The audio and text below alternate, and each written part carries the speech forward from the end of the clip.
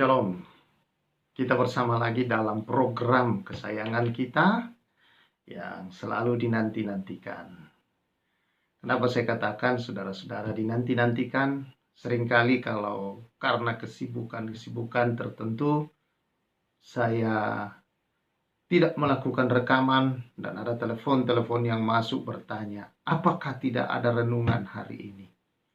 Wow, itu menjadi suatu kebahagiaan bagi saya buat semua keluarga besar Rema yang mengikuti program ini. Restorasi melalui Alkitab. Ya, satu sukacita bahwa orang-orang merindukan kebenaran firman Allah.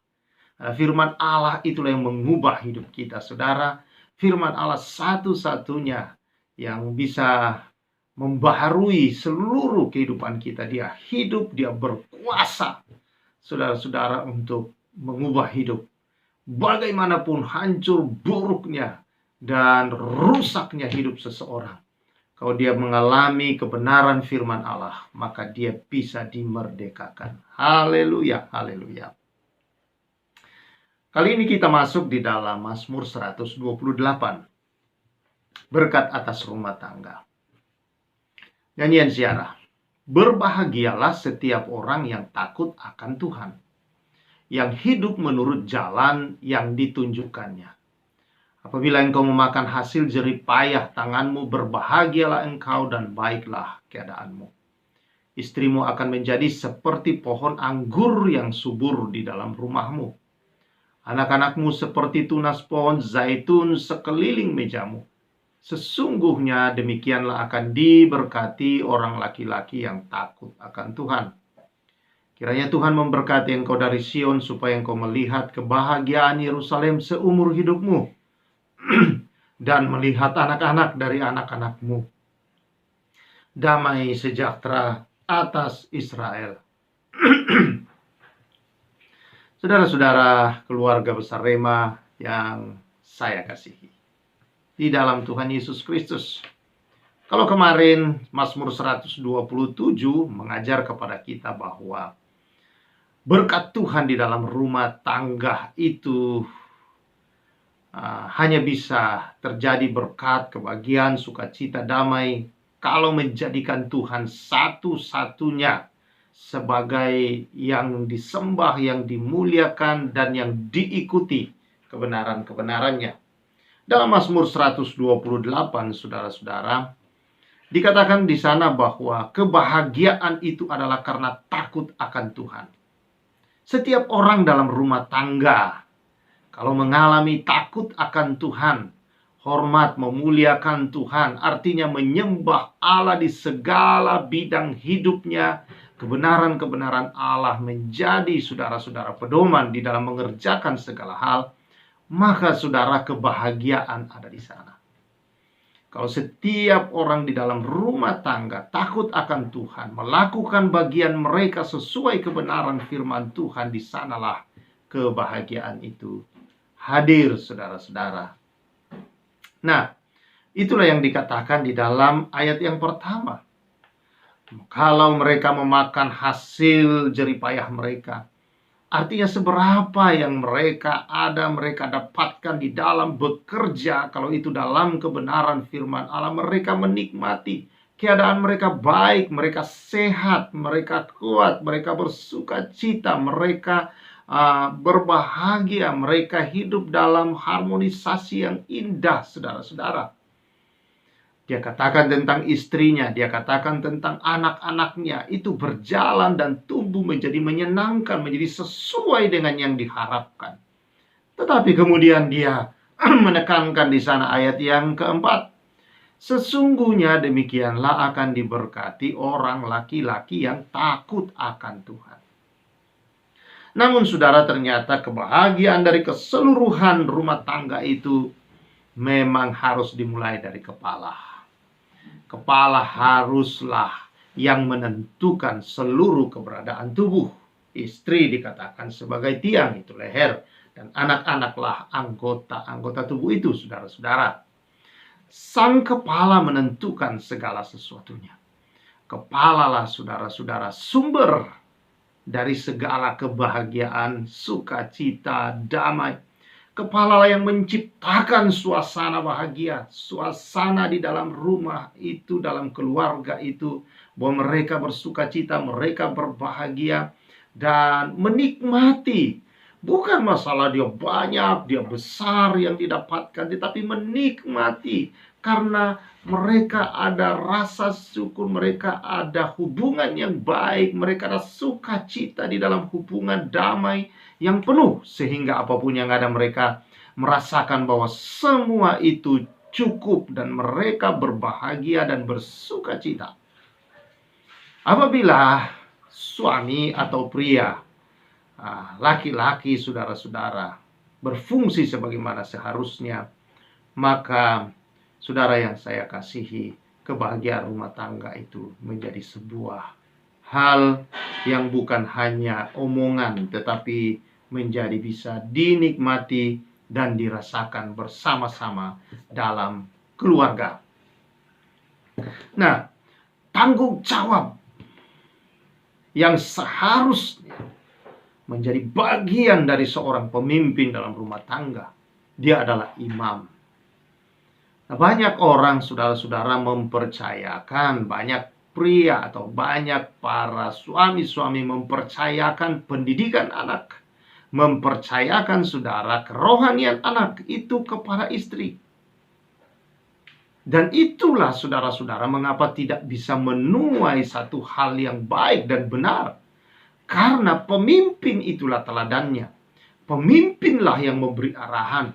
Pemimpinlah, saudara-saudara, yang menjadi sumber, saudara-saudara, dari spiritual yang benar, karena dialah imam.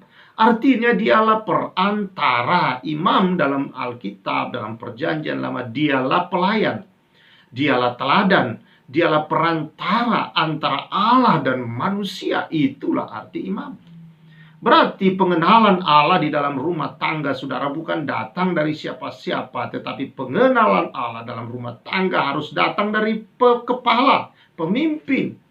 Dan bagaimana berperilaku di hadapan Allah dan bagaimana hidup di dalam kebenaran-kebenaran itu turun dari sang pemimpin, bukan dari leher, tetapi dari kepala. Saudara-saudara yang saya kasihi di dalam Tuhan Yesus Kristus, karena Adam melepas tanggung jawab inilah, maka Hawa jatuh di dalam dosa. Ketika ular berkata, di mana Adam berada? Ya, Alkitab berkata, kalau kita baca, Hawa mengambil buah, memakannya, lalu memberikan kepada suaminya yang ada di sisinya. Ketika dia berkomunikasi, Adam diam saja. Lalu ketika Tuhan bertanya kepada Adam, kenapa Adam yang lebih dahulu ditanya, saudara-saudara, tentang situasi yang mereka sedang hadapi, yaitu rasa malu, takut ketika mendengar langkah Tuhan di dalam taman itu, saudara-saudara. Allah bertanya bukan kepada Hawa, tapi kepada Adam.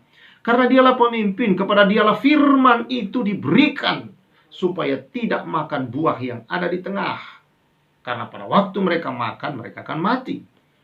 Nah, saudara-saudara yang saya kasih, tetapi ketika Tuhan bertanya kepada Adam, maka Adam melempar tanggung jawab kepada Hawa. Inilah yang banyak terjadi. Ketika anak-anak berlaku tidak benar, berlaku tidak baik, ada banyak suami menyalahkan istri.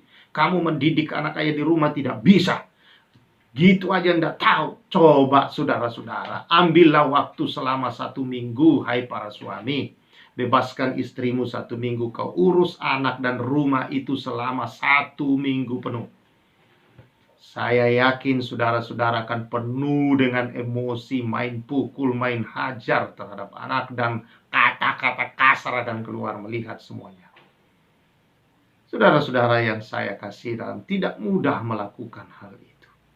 Dan memang seharusnya yang menerapkan semua kebenaran itu, saudara, kedisiplinan, adalah seorang pemimpin. Sang penolong hanyalah menolong untuk membuat anak-anak menerapkan aturan pemimpin ketika pemimpin tidak ada di rumah. Tetapi janganlah juga pemimpin sengaja untuk tidak berada di rumah dan membebankan seluruhnya kepada sang istri. Lepas tanggung jawab, saudara-saudara. Inilah yang merusak di dalam rumah tangga. Tetapi ketika seorang suami tahu bahwa dialah imam di dalam rumah, dialah teladan, dialah yang akan diikuti dan yang akan dilihat, saudara-saudara, ya, oleh anak-anak dalam rumah. Kalau dia sadar tanggung jawab ini, maka saudara, dia tahu bahwa kebahagiaan rumah tangga bukanlah dengan membawa banyak harta ke dalam rumah, tetapi ketika orang-orang di dalam keluarga mengenal Allah dengan benar. Berapa dia bawa ke dalam rumah, orang di rumah akan bersyukur, tidak bersungut-sungut, akan berbahagia, menikmati semua itu dalam tawa dan sukacita dan penyembahan pujian kepada Allah.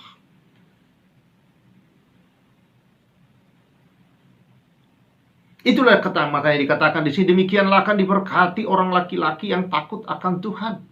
Laki-laki yang takut akan Tuhan, yang tahu fungsi tanggung jawabnya dengan benar, maka berbahagialah dan baiklah keadaannya. Dia akan makan hasil jerih payah tangannya dengan dalam kebahagiaan dan keadaan yang baik. Rumah tangga yang keadaannya baik, situasi, suasananya, sukacita, kebahagiaan mereka alami. Dan pujian penyembahan kepada Allah. Istri menjadi seperti pohon anggur yang subur di dalam rumah. Anggur, saudara-saudara, bicara sukacita damai. Istri menjadi seorang yang pembawa damai, membawa sukacita dalam rumah. Tahu apa yang harus dia lakukan, dia kerjakan untuk kebahagiaan rumah tangga dan suami. Sesungguhnya demikianlah diberkati orang laki-laki takut akan Tuhan. Anak-anaknya seperti tunas pohon zaitun sekeliling mejamu. Bayangkan, inilah yang diharapkan. Zaitun adalah penyembuh.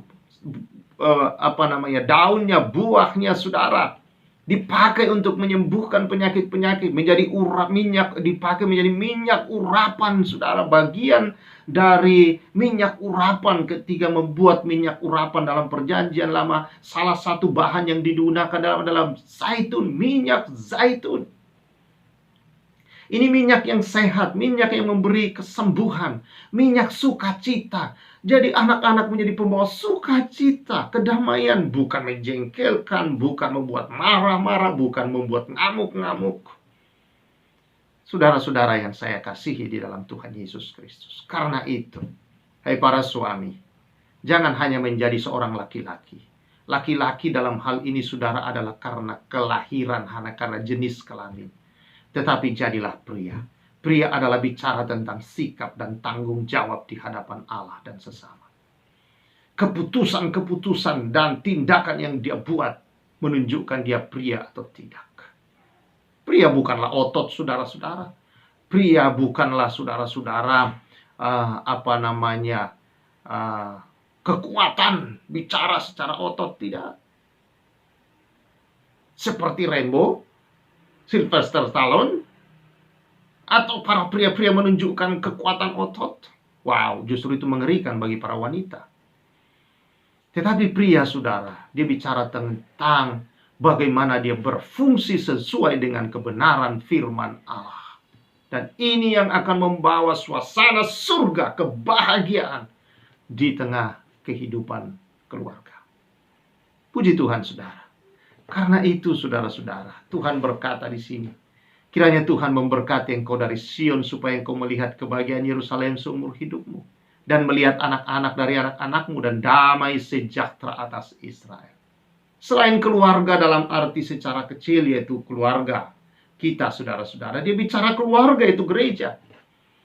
Semakin pemimpin-pemimpin gereja kita takut akan Tuhan, kita jalan dalam kebenaran firman Tuhan, maka umat Tuhan akan tumbuh secara rohani, mengalami berkat-berkat Allah, akan terus mengalami suasana-suasana surgawi di sepanjang hari-hari mereka. Bahwa kita para pemimpin-pemimpin di dalam gereja Tuhan adalah sang pencipta atmosfer atau suasana surgawi, saudara-saudara. Bukan jemaat yang menaikkan penyembahan, tetapi pemimpin yang hidupnya menyembah Allah, hidup dalam kebenaran.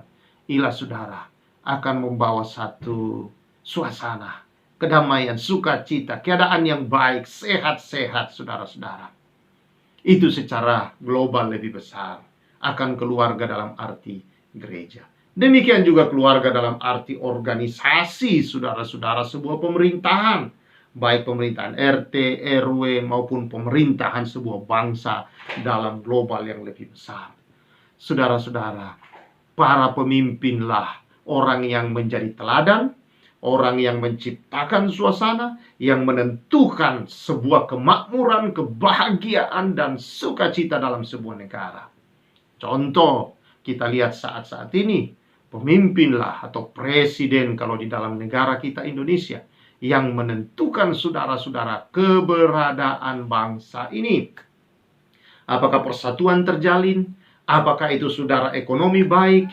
Apakah itu saudara dalam situasi ekonomi dunia sedang terpuruk, maka bangsa kita tidak mengalami krisis yang terlalu dalam atau bisa mengatasi, bangsa rakyat masih bisa hidup dan bisa menikmati hari-hari mereka bekerja dengan baik, saudara-saudara. Semua itu ada di dalam diri sang pemimpin. Makanya kita lihat di semua medsos, di berita manapun saudara, ya koran manapun selalu membicarakan keadaan bangsa tergantung kepada presidennya.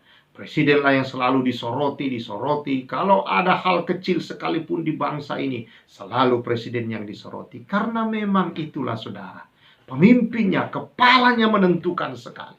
Karena itu sekali lagi, kembali ke rumah tangga dalam arti keluarga kecil kita saudara. Ayo para pemimpin, jadilah hai para laki-laki di dalam rumah, jadilah pria yang sejati. Dan itu akan menghasilkan wanita-wanita yang bijak, wanita-wanita yang subur di tengah-tengah rumah tanggamu, yang membawa sukacita dan kebahagiaan bagi sang suami, dan menjadi saudara-saudara kebahagiaan bagi anak-anak. Dan anak-anak saudara menjadi penghiburan, kesukaan yang besar, tidak memusingkan, tidak saudara-saudara membuat orang tua menjadi stres, menjadi tertekan di dalam hidup ini saudara. Tetapi anak-anaklah pembawa damai, pembawa sukacita juga. Kehadiran mereka betul dirasakan sebagai sebuah berkat dari Tuhan saudara-saudara. Haleluya. Dan itulah berkat dari Allah di tengah kehidupan rumah tangga. Puji Tuhan, kiranya Tuhan memberkati kita semua.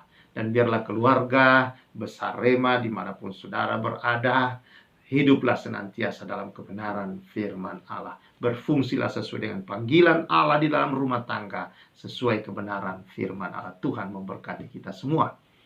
Kita bersyukur. Tuhan, kami bersyukur di hadirat-Mu atas apa yang sudah Engkau kerjakan bagi kami. Atas rumah tangga kami masing-masing yang Tuhan beri.